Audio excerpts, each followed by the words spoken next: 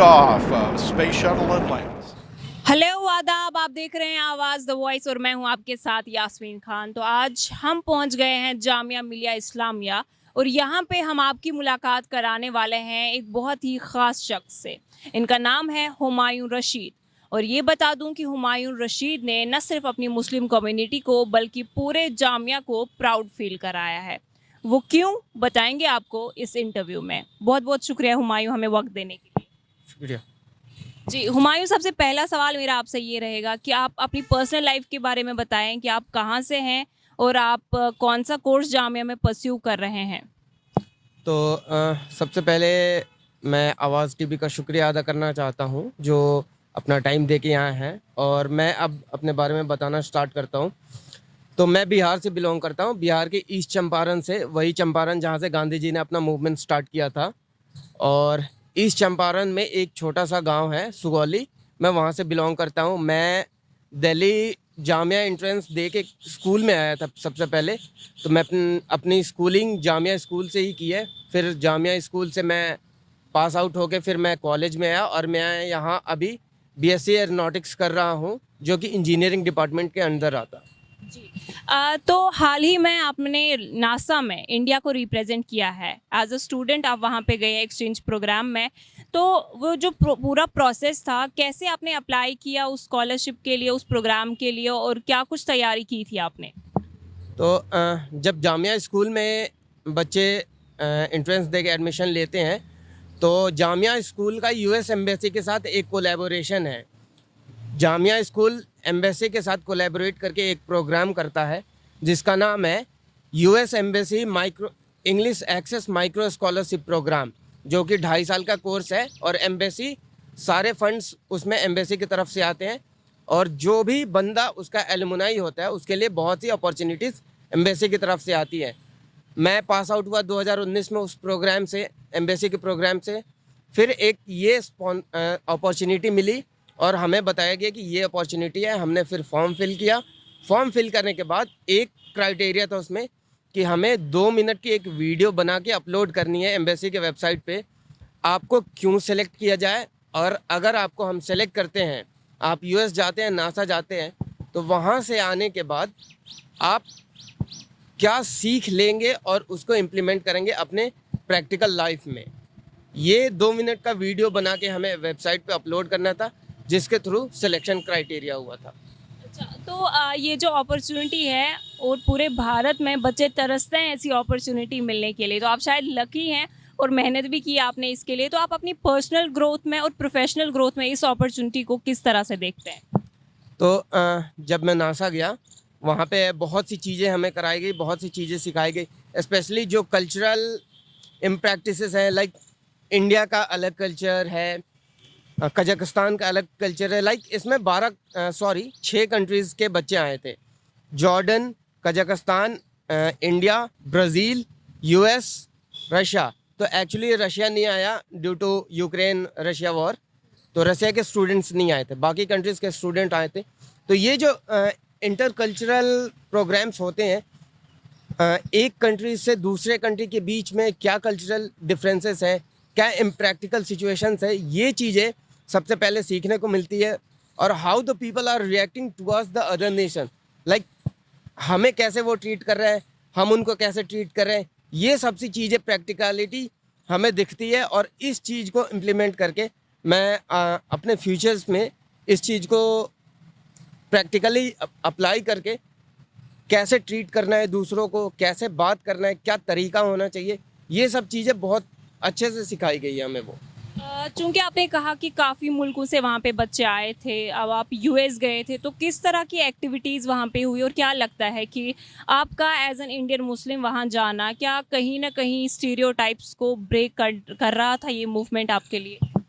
तो वहाँ पे एक्चुअली अब जैसे ये है कि ये स्पेस थीम बेस्ड प्रोग्राम था, तो स्पेशली जो भी एक्टिविटीज़ हुई हैं वो सारे स्पेस से रिलेटेड है। जैसे एक एक्टिविटी के अंदर हमें ये दिखाया गया, एक रोलर कोस्टर है, उसमें हमें अटैच कर दिया गया और उसको फिर सेंट्रीफ्यूगल फोर्स से घुमाया गया, और उसमें ये दिखाया गया कि जब बंदा स्पेस में जाता है तो उस पर कितने जी फोर्स लगते हैं। बहुत सी एक्टिविटीज़ कराई गई, 1/6 मून ग्रेविटी, बहुत सी एक्टिविटीज़ कराई गई। और फिर हमें ये सिखाया गया कि स्पेस, जो लोग ड्रीम करते हैं स्पेस में जाने का, स्पेस के बारे में सोचते हैं, वो इतना आसान नहीं है जितना आसान लोगों को दिखता है। बहुत ही मुश्किल है, बहुत ही रिस्की है। और फिर अब जैसे इंडिया में मुस्लिम एक माइनॉरिटी कम्युनिटी से आती है, और माइनॉरिटी कम्युनिटी को हमेशा माइनर साइड में ही देखा जाता है।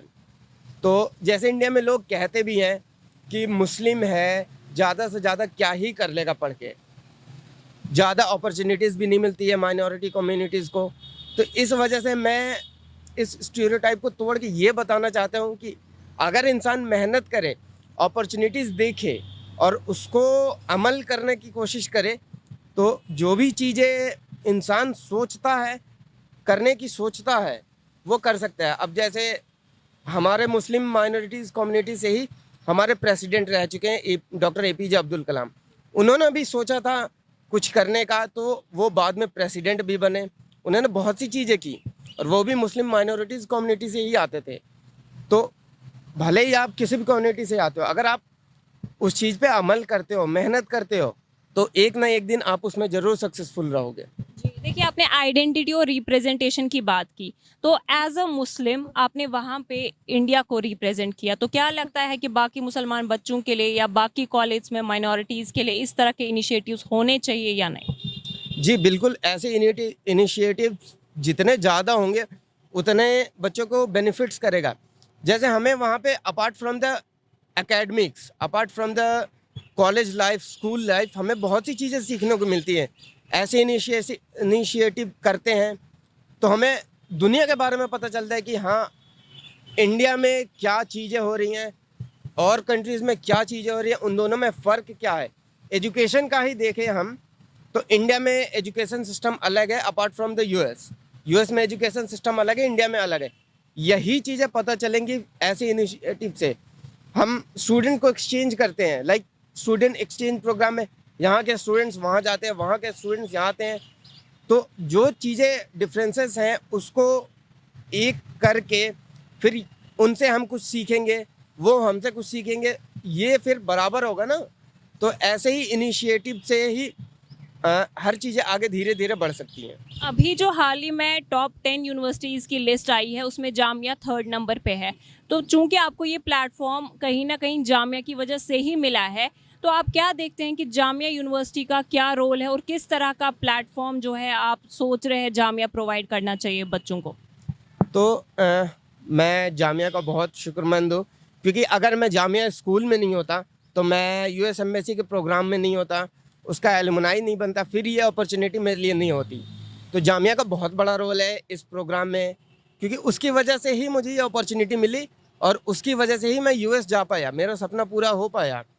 तो अगर ऐसे इनिशिएटिव जामिया और भी बच्चों के लिए कर रहा है, जैसे स्कूल में तो है ही है, कॉलेज में बहुत सी अपॉर्चुनिटीज़ मिलती हैं, लेकिन वो अपॉर्चुनिटीज़ बच्चों तक पहुंच नहीं पाती हैं या फिर बच्चे उस पर अमल नहीं कर पाते हैं। तो ये इसको हमें बढ़ाने की ज़रूरत है। अगर ये जितना ज़्यादा से ज़्यादा बढ़ेगा उतने ज़्यादा बच्चे एक्सप्लोर करेंगे, और जब तक वो एक्सप्लोर नहीं करेंगे तब तक वो कुछ अच्छे से सीख नहीं पाएंगे। इतना बड़ा प्लेटफॉर्म आपको मिला तो जाहिर है कुछ ना कुछ फ्यूचर के लिए आपने प्लान किया होगा, तो क्या है आपके फ्यूचर के प्लान्स? फ्यूचर के प्लान्स तो चेंज होते ही रहते हैं। लाइक मेरा सपना कुछ और था, फिर चेंज हुआ। जब मैं बचपन में था तो मैंने एस्ट्रोनॉट बनने का सोचा था, फिर हमें पता चला कि इंडियन स्पेस रिसर्च ऑर्गेनाइजेशन उस वक्त तक एस्ट्रोनॉट्स नहीं भेजता था। फिर बाद में वो मेरा ड्रीम चेंज हुआ, फिर मैं जैसे बड़ा बनते गया मुझे कॉस्मोस स्पेस के बारे में पता चला, तो मैंने सोचा कि मैं कॉस्मोलॉजिस्ट बनूंगा। फिर बाद में पता चला कि उसका उतना कुछ स्कोप नहीं है इंडिया में, फॉरेन कंट्रीज़ में ही स्कोप है। तो धीरे धीरे ऐसे ही मेरे प्लान चेंजेस होते गए हैं। अभी मैं जामिया से एरोनॉटिक्स कर रहा हूँ और इंशाल्लाह मैंने फ़ॉरेन से मास्टर्स करने का सोचा है। तो आगे देखते हैं अल्लाह की मेहरबानी क्या आगे उन्होंने लिखा है मेरे लिए। देखिए मुसलमानों की अगर बात करें कंटेम्प्रेरी वक्त में, मुसलमान ऐसे भी है कि जो शायद जॉब्स के लिए तरसते हैं या उनको लगता है उनके पास अपॉर्चुनिटीज़ नहीं है, तो क्या मैसेज रहेगा इन बच्चों के लिए? देखिए अगर इंसान ऐसा सोचे कि अपॉर्चुनिटीज़ नहीं है और बिना किसी चीज़ की कोशिश किए वो थक हार के बैठ जाए, तो फिर तो कुछ नहीं होने वाला।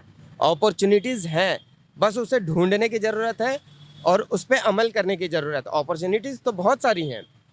अब यही बात है कि यही अपॉर्चुनिटी नहीं मिलती मुझे, या फिर मुझे पता नहीं चलता, तो अपॉर्चुनिटी ये मेरे लिए ज़ाया हो जाती। तो यही है कि कोशिश करो, ढूंढते रहो, थक हार जाने से कुछ नहीं होगा। कोशिश करते रहो, अमल करते रहो उस पर, इंशाल्लाह अल्लाह ने जो बेहतर लिखा होगा वो हमारे साथ होगा ही होगा। बहुत बहुत शुक्रिया हुमायूं हमें टाइम देने के लिए। शुक्रिया आपका भी, आवाज़ टीवी का, जो ये अच्छा सा इंटरव्यू ऑर्गेनाइज करा है उन्हें, शुक्रिया। तो नाजरीन, आपने देखा कि किस तरह से काफ़ी कम उम्र में हुमायूं ने न सिर्फ जामिया यूनिवर्सिटी का, न सिर्फ अपनी कम्युनिटी का, बल्कि पूरे देश का नाम आलमी सतह पर रोशन किया है। और आवाज़ द वॉइस की हमेशा ये कोशिश रहेगी कि ऐसे उभरते सितारे जो है उनको आप तक पहुंचाए, ताकि उनका जो प्लेटफॉर्म है जो उनको मिला है उसके बारे में वो लोगों को मज़ीद जानकारी देते रहे, ताकि ज़्यादा से ज़्यादा मुस्लिम यूथ एम्पावर हो सके। शुक्रिया।